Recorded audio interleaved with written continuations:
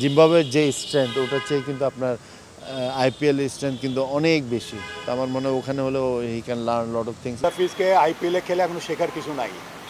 মুস্তাফিজের learning process over, বরঞ্চ মুস্তাফিজের থেকে শিখতে পারে ওইখানে আইপিএলে অনেক প্লেয়াররা।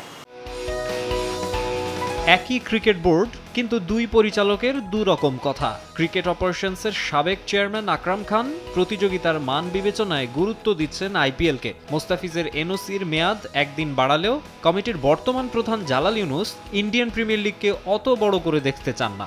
এতে বাংলাদেশের কোনো বেনিফিট হবে না, এটা মুস্তাফিজের কাছে থেকে অন্যদের বেনিফিট হবে। মুস্তাফিজকে প্রয়োজন কিন্তু আমাদের ন্যাশনাল ইন্টারেস্ট তো প্রথমে। আপনারা জানেন 2021 সালে কিন্তু এই দুজন প্লেয়ার কিন্তু এখানে আইপিএল খেলে কিন্তু ওয়ার্ল্ড কাপে জয়েন করেছিল এবং আমাদের ওইখানে এক্সস্টেড ছিল, তারাও বলেছে দে ওয়্যার এক্সস্টেড। আমরা ওই রকম সিচুয়েশন করতে চাই না। মুস্তাফিজকে দেশে ফিরানো মানেই যে আমরা জিম্বাবুয়ে সিরিজকে খেলাবো তা না। তাকে ওয়ার্কলোড দিব, প্রেশার কমাবো, দলের সাথে থাকবে, আন্ডারস্ট্যান্ডিং থাকবে। একটা ওয়ার্ল্ড কাপ একটা বড় ইভেন্টে যাচ্ছে, ইভেন্টের আগে যাতে প্লেয়ারদের সাথে একসাথে যা থাকতে পারে, যেতে পারে। কারণ তারপরে গিয়েই কিন্তু এই মে মাসে কিন্তু আমাদের খেলা শুরু হয়ে যাবে 3টা ইউএসের সাথে। তো তাকে তো এখানে অ্যাক্লামেটাইজ করতে হবে নিজেকে। তো তাকে যাওয়ার আগে তো তাকে he has to be fit, physically fit. Exhausted হয়ে গেলে তো সে তো ডেলিভার করবে না, তাহলে আমার কি দরকার?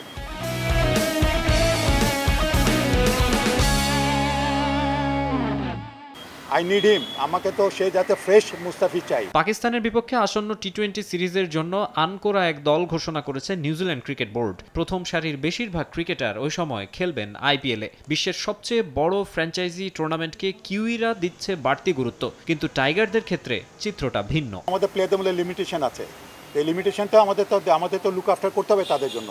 তো আমরা তাদের যাতে ওয়ার্কলোড যাতে তাদের ওইভাবে দিতে পারি সেইভাবে চিন্তা করতে পাঠাতে হবে। আমরা যে নিউজিল্যান্ড দিয়েছে বলে যে আমাদেরও সব পাঠাই দিতে হবে, এটা কি কোনো ম্যান্ডেটরি কিনা? সম্প্রতি দেশের একটি গণমাধ্যমে খবর বের হয় বাংলাদেশ দলে আর ফিরতে চান না হেড কোচ চান্ডিকা হাথুরুসিংহে। তবে এ খবরকে গুজব বলে উড়িয়ে দিয়েছে বিসিবি। আসন্ন জিম্বাবুয়ে সিরিজে হাথুরুর পাশাপাশি দায়িত্ব পালন করবেন নতুন স্পিন বোলিং কোচ মুশতাক আহমেদও। আমাদের হেড কোচ আসবেন 21 তারিখে রাত্রেবেলা। 22 তারিখ থেকে মোস্ট অফ দ্য কোচেস 22-23 তারিখের মধ্যে they will be available. Already আপনি দেখেছেন যে SNC coach, strengthening and conditioning coach is here. আর জিম্বাবুয়ে সিরিজের আগে আমাদের নতুন যে একজন কোচ, আমরা স্পিন বোলিং কোচ দেখেছেন মুশতাক আহমেদ আসার কথা। আশা করি জিম্বাবুয়ে সিরিজে আগেই এখানে চলে আসবে। বাকি যারা আছে তারাও বাই 23rd এর মধ্যে চলে আসবে এপ্রিলে। মুশতাক আহমেদ আমাদের থাকা অবস্থাতে যাতে আমরা আরও আমাদের দেশে যদি আনাচে কানাচে কোনো যদি লেগ স্পিনার ভালো থাকে, এখন যারা এক্সপোজারটা পায়নি তাকে দিয়ে যদি আমরা এই ট্যালেন্ট মানে স্পিনার হান্টটা যদি করতে পারি আমাদের জন্য খুবই ভালো হবে। এদিকে তামিম ইকবালের আন্তর্জাতিক ক্যারিয়ার নিয়ে নানা মহলে নানা কথা। অনেকদিন ধরেই শোনা যাচ্ছে জাতীয় দলে ফিরতে নাকি শর্ত দিয়েছেন তামিম। সোমবার অধিনায়ক নাজমুল হোসেন শান্ত আর ক্রিকেট অপারেশনস চেয়ারম্যান জালাল ইউনুসের সঙ্গে মিটিংও করেছেন তিনি। কি কথা হলো সাবেক অধিনায়কের সঙ্গে?